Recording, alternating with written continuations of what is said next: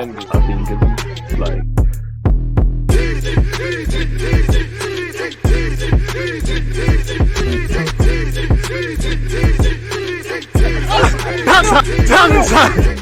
people deluded, I'm back again. Come on, Ian, man. Come on.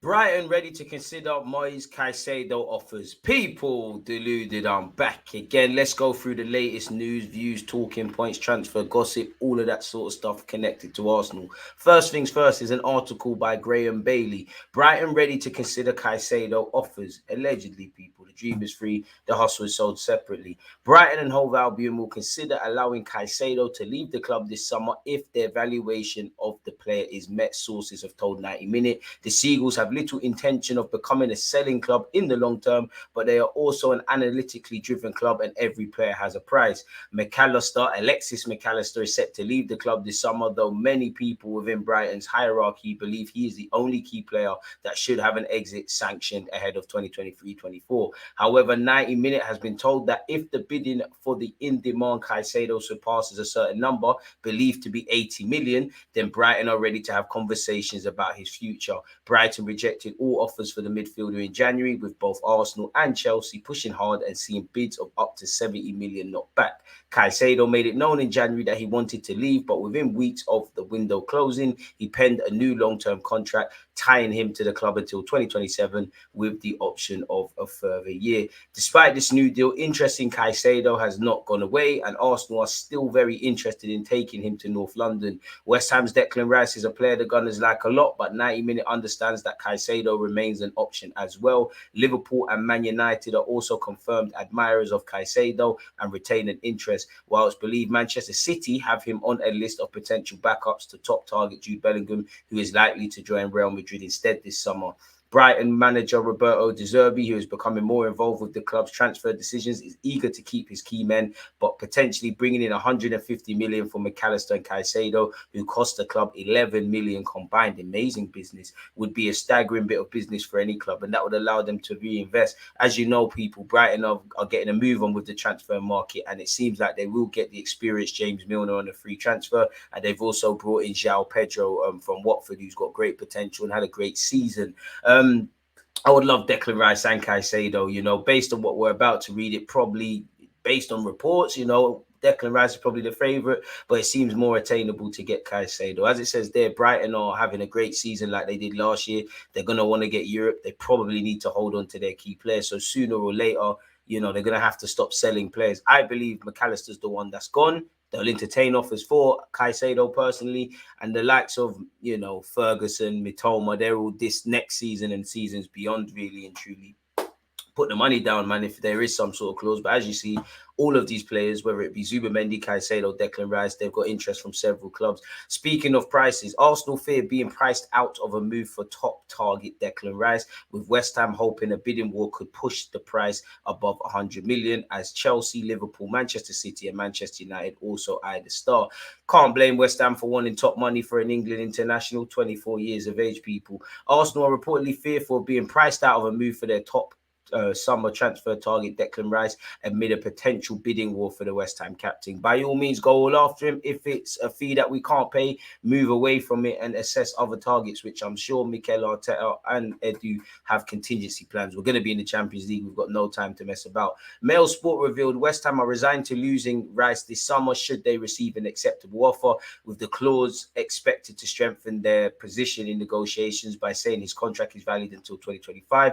As we know, he speaks in glowing terms about wanting to fight for trophies, wanting to play in the Champions League, the appeal of Arsenal, and obviously what Mikel Arteta is doing right now. Arsenal are obviously going to be in next season's Champions League. Arsenal, however, are reportedly fearful they could be priced out of a move for Rice, given the interest of Premier League rivals. According to The Sun, Arsenal had hoped to pay around 80 million for Rice and offer the midfielder a 5-year deal worth 300k a week. You see around 250 all the way to 300k now. The PL title chasers are claimed to have concerns that interest from Chelsea, Liverpool, City and United could allow West Ham to further increase their demands. I mean, we had to have known Declan Rice has plenty of admirers, a bit like Caicedo and any other target we're linked with, people. David Moyes has said it should take a British transfer record. You have seen this week they're saying 120 million, 100 million if you offer a player, whoever that player is, people. While Arsenal have been viewed as the front runners for the midfielder, the price could reportedly force Arteta to look elsewhere, with United reportedly also making the star their top target. Now, Declan Rice is a position I believe on top of many United need, but I'm not sure the credibility. Is it any not saying they're not going to get him, but is it any coincidence he's had a great game in West Ham's victory against United and played a key role, and 48 hours later, he's being linked with them. For what it's worth, I do believe they need him and the option of someone that can play like Casemiro as well. West Ham are reportedly hopeful the demand for Rice could see the fee fetch as high as an eye-watering 130 million for a player with a year left to run on his contract, excluding the option. Crazy. And I'm sure in an ideal world, West Ham are not going to get relegated, in my opinion. He wants to stay up, potentially, go through to the final and win the Europa Conference League on Thursday and beyond, and leave for pastures new in the summer. Dean Jones, again, the credibility of these journalists, I'm not sure. I know a few people that know Declan Rice, and such as everyone, very well. And his first pick all season, his priority has always been Arsenal, just like with Mudryk. That is true. Arsenal really want Rice, but I don't think Arsenal would pay 120 million on Rice. And I don't think they should as much as I want him. Dharma Chef of Sky Sports has said on if Arsenal could bring in 2 midfielders this summer, there's every chance. We know that Declan Rice is the priority target, but you've got to remember that in January we knew of the interest in Rice, but we also knew they'd made 2 or 3 bids for Caicedo at Brighton as well. That was at the time with Caicedo, with it looking that we're going to get Champions League, but it's not been confirmed. So there is a reality you could bring in both. I think both of the price tags would have to be 70, 80, really. I don't see us paying 100 million for all. But if you're Brighton or West Ham and you see where Arsenal are going, you want them to pay top dollar because they've got money and everyone in the Prem has money. And you probably want to get some collective bonuses if Arsenal can keep qualifying for the Champions League, etc. And a byproduct would be both players achieving stuff. We should do the same if we was in their regards. Was it one or the other, or were they being ambitious and thinking, let's try and get both of these players? I think they'll definitely try and get one in that area in the summer. We hope so, really. As we know, Xhaka has been linked with a move back to Germany. Allegedly, his wife wants to return to live in Germany, and there's a potential rumour that he could leave for 15 million euros. Unless Xhaka says to Arteta, I want to leave, the club won't force him out. Brighton will consider allowing Caicedo to leave the club this summer if the valuation of the player is met. If the bidding for Caicedo surpasses a certain number, believed to be 80 million, then once again, Brighton are ready to have conversations.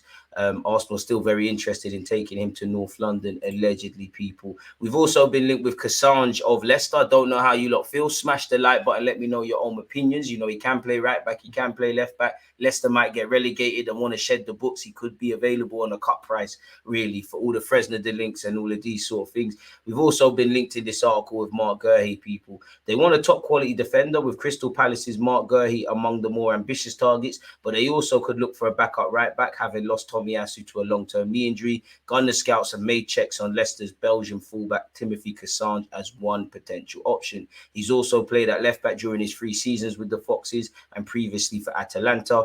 As you know, Cedric is set to return to the Emirates from Fulham with a year left on his deal, and it looks like he's done out here. Balogun and Tierney, this article said, either player could leave as well, people. And it's also spoken about our interest in Declan Rice. I don't think anyone has, people.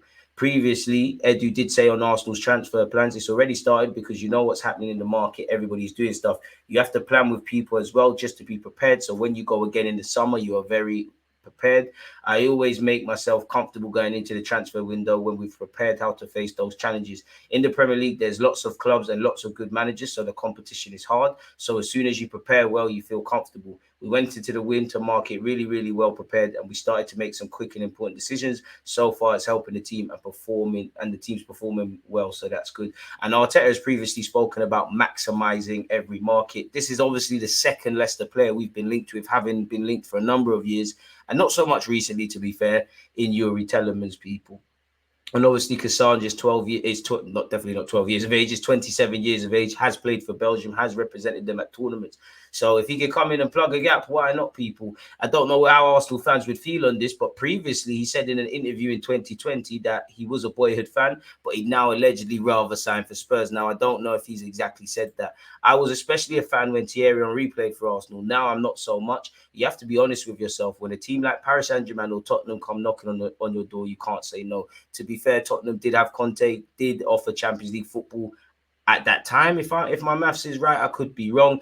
not trying to praise them. Paris Saint-Germain is Paris Saint-Germain. What you would say with Cassandra is, fortunately, things have worked out. Was you there at Leicester when they won the FA Cup? If not, the agenda cannot be said. Another player has been linked with a move away, people, and this time Reece Nelson. As you know, he's rejected allegedly the first contract offer, and his contract is up, people. West Ham and Fulham are among the clubs interested in the Arsenal winger Reece Nelson if he is to leave the Emirates Stadium this summer. Apparently, AC Milan and Brighton have also identified Nelson as potential transfer target. AC Milan playing in the Champions League semi-final, for what it's worth, and also they've been linked with Balogun, and obviously Ivan Glazidas, is he not over there? So we'll have to see. Apparently, he said to the Standard Sport in November that he wanted to stay. I'm not good. I've read this already, but for what it's worth, I've been here for so long and I'm very comfortable here. I'm an Arsenal fan. Of course, I want to sign a new contract at the club. He said that in November. What you said and what you felt in November might be different in May, people. So take of that with a pinch of salt. It's also again said that Arsenal are targeting 2 new midfielders, a centre back and potentially a forward, as well as once again saying Declan Rice is our #1 target. And we also expect to receive interest for a number of our own players, including Tierney and Balogun. Tierney is wanted by Newcastle, while Balogun is being tracked by clubs all over Europe. Everybody's interested until it's time to front up the P. Zubamendi has spoken and said, "I've never planned to leave Sociedad. I always say that I love life here at home. I'm so happy here. The value of this club are the same as mine. So I feel very good. I've always said that I'm happy." And apparently he's also said on top of that, people, "I've never said anything about wanting to leave Real Sociedad. I do nothing but see news of that, and it makes me feel uneasy. I have never listened nor wanted to do anything. I do not know if I've been able to leave, but I have not even considered it. I've already said it several times. To say it more times, it seems they do not listen to me." And Sociedad could qualify for the Champions League. He's got Euros to think about. He's got no real reason to leave Spain unless Mikel Arteta and Cole could tap him up. The Metro has said that Crystal Palace have set an asking price for Arsenal and Manchester United to sign Crystal Palace centre-back Mark Guehi, people. They signed him for 18 million. I'm trying to skip to where it actually says stuff, people. But as you can see, he's contracted until 2026. Smash the like button, people. He's also got a 20% sell-on clause due to Chelsea. They're set to demand 50 million, people, which could be a bit steep, especially if Arsenal got several areas to plug. And if he did go to United, he'd be the second defender to go to Man United, people, after Wan-Bissaka, for what it's worth. And again, that would equate to about Chelsea pocketing more than 10 million. So I think we need to learn from Chelsea with their Cobham talents, really. To kind of wrap this up and looking at some other news, people, Arsenal are interested in Ruben Neves. We've heard that before. We're eyeing an eye on the Wolves midfielder. Contracted until 2024, probably going to be cheaper than Caicedo and obviously Declan Rice, but probably going to cost a handsome fee. Allegedly, Xhaka has decided to leave the club. Barcelona are willing to sell Rafinha. Juventus have been added to the list of clubs interested in Ivan Fresnador, including Arsenal, Dortmund, AC Milan, and Newcastle United, as well as Juventus, if I haven't made that clear already.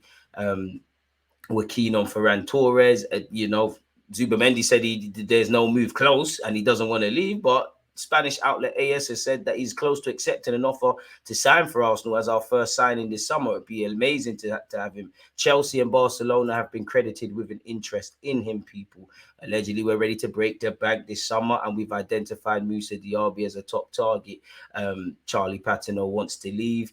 We're prepared to listen to offers for Xhaka, Tierney and Balogun. I don't think they're part of the clan of the Pepes, the Cedrics, and them kind of players where we're actively looking to move on. It's certain everyone's got a price. Balogun wants to go play first-team football, potentially Tierney, Xhaka, more personal reasons. I think if offers are made that we can't refuse, then it is the business in it, but I don't think we'll be actively trying to field and encourage and entice teams to bid for him. We have been linked with Ryan Gravenberch and N'Golo Kante, as well as Zaha. So that ends this video. Again, smash the like button, subscribe, and all of that good stuff. Tell me what you feel on Declan Rice, on Caicedo, on Zubamendi, and anything else we've discussed here, people. Stay safe, stay blessed. I'm out.